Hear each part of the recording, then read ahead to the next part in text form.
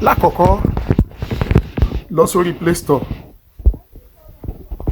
Tó bá ti lórí Play Store tẹ sáàkù tí ó ní ìbẹ̀rẹ̀ Gmail alphabet ẹnu tàbí picture ẹ lọ́wọ́ ọ̀tún yìí tẹ manage app and device. Kó wo iye application tí ò ṣiṣẹ́ mọ́ tó ti wà outdated lórí fóònù ẹ. Tí o ti rí pé mẹ́sàn-án ní tèmi, mẹ́sẹ̀sán yìí ó lè affect fóònù mi láti load tàbí láti ṣiṣẹ́ dáadáa. O ti rí Gmail ti wà outdated, Google Map, o ti rí àwọn application kan kọ̀ọ̀kan ó ti wà outdated. So gbogbo yìí ń sìn àfi ká update ẹ̀, ó ti yé. Now ká lọ sí orí ìyẹn ni kó kọ́ máa ṣe, ó dẹ̀ gbọ́dọ̀ máa ṣe ní ọjọ́ méjì sí ọjọ́ mẹ́ta. Now tí ma ti send link yìí sí ẹ wá click link yẹn blue yẹn, tó bá ti tap ẹ á gbé ẹ wá sí page yìí. Kàn ra tẹ cancel tó wà lẹ́gbẹ̀ẹ́ lọ́wọ́ òkè, tẹ cancel. Ó ní kó register, fi username ẹ fi sí ibi àkọ́kọ́ lókè yìí, username ẹ fi sí, Gmail ẹ wàá fi sí bí, Gmail ẹ wàá fi síbẹ̀ yẹn. So ibi tí Gedu Master wà yìí tó kọ sponsor sí, má touch ibẹ̀ yẹn. Níbi security ó ń béèrè password, fi password ẹ sí, ó ti yé. So àwa ni kò tún repeat password yẹn, ó ti rí ó ní re-enter password, wá síbẹ̀. Sorry, nítorí pé kò correct, ó sọ pé kò match tòkè tí mo kọ́kọ́ lò yẹn. So mo ń láti ṣe kí ni, màá delete ẹ̀, màá tún tẹ̀, ó ti yé. So ó gbọ́dọ̀ ní capital letter kan, then number kan. Tó bá ti tẹ̀ báyìí wàá tẹ get code, ó máa send message lọ sí orí Gmail ẹ. So tẹ verify yìí náà wípé kò gbà, nítorí pé Gmail tó fẹ́ send kíní sí kò rí, ó ti yé yín. So àfi kó fi Gmail ẹ sí dáadáa, Gmail tó ń lò dáadáa. Ó ti rí pé ó ti bold yàtọ̀, color yẹn ti sharp. Àwa tẹ get code yẹn.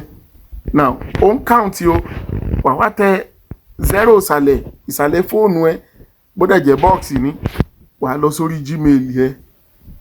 Tó bá ti lórí Gmail ẹ, refresh ẹ, ó ti rí, ó ti gbé wá, ó ti rí email verification, no reply, email verification. Nọ́mbà yẹn ni nọ́mbà mẹ́fẹ̀ẹ̀fà yìí, òun ni tèmi. Ó máa fún wọn ní nọ́mbà tìyẹ lọ́tọ̀. So nọ́mbà mẹ́fẹ̀ẹ̀fà yìí 0260286 òun ni tọ̀dọ̀ mi. Wàá tẹ minimize, wàá padà sórí ẹ̀, ibi tó ní kó fi code yẹn sí 026, navigate, mo navigate nìyẹn o, 286. Tó bá ti gbé wá bẹ̀ yẹn, tẹ register pam. Tó bá ti register báyìí, save login details ẹ, o ti rí save lókè, wà save ẹ, o ti register sílẹ̀ nìyẹn. Now tó bá wá fẹ́ rí kí náà ń pè, wà wá sí mine nísàlẹ̀ pátápátá. O fẹ́ lọ síbi tí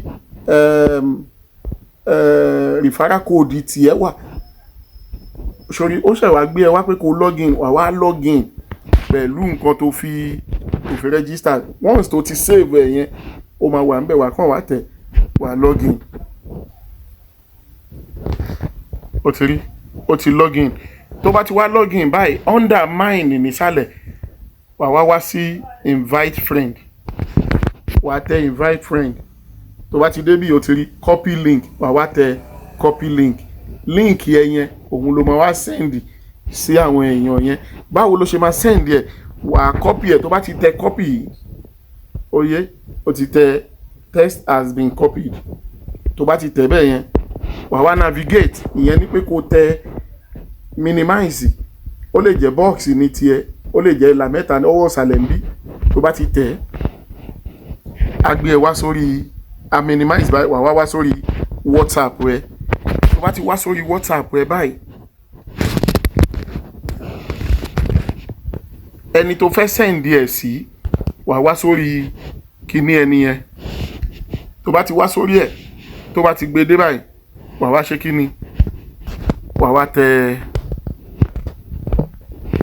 wà paste wà tẹ̀ mọ́lẹ̀ wà gbọ́wọ́lé ibi tó fẹ́ wà tẹ̀ mọ́lẹ̀ wà tẹ paste so wà wá send ẹ̀ sí ẹni yẹn báyìí ó ti tán ẹni yẹn náà wà send fídíò yìí sí kóhun náà wò ó ní nǹkan kan ṣe ń bẹ̀ for now ibi tá a ṣe dé nìyẹn because wọ́n ní ká register sílẹ̀ ni o ó ní nǹkan kan ṣe lẹ́yìn nǹkan tí mo fi wọ́n yìí for now thank you.